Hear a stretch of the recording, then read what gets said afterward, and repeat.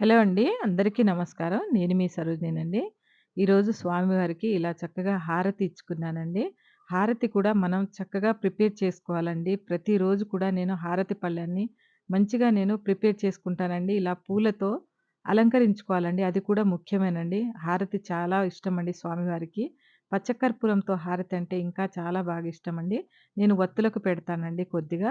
చాలా సేపు ఉంటుంది కాబట్టి నేను వత్తులకు పెట్టే ఇస్తానండి స్వామివారికి. పచ్చకర్పూరం చల్లి చక్కగా నా కోరికను చెప్పుకొని అక్షింతలు వేసుకుంటానండి స్వామివారి పాదాల దగ్గర. ఇలా నా పూజని ప్రతిరోజు ఇలా అలంకారం చేసుకొని ప్రత్యేకంగా నేనిలాగా ప్రతిరోజు కూడా ఉదయాన్నే లేచేలాగా, ఉదయాన్నే పూజ చేసుకునేలాగా తపిస్తూ ఉంటానండి.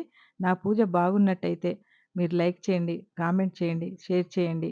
ఈరోజు నైవేద్యంగా సేమియా పాయసం చేశానండి. స్వామివారికి ధూపం ఇచ్చుకొని చక్కగా ఇలా ధూపంలో స్వామివారు ఎంతో బాగా కనపడతారండి. ఈ దీపాల కాంతుల్లో చూసుకుంటూ ఉంటే పొద్దునేనండి మనసుకు ప్రశాంతంగా ఉంటది. మీకు కూడా చూసే వాళ్ళకి ఆనందం వేస్తదండి. వీడియో నచ్చితే లైక్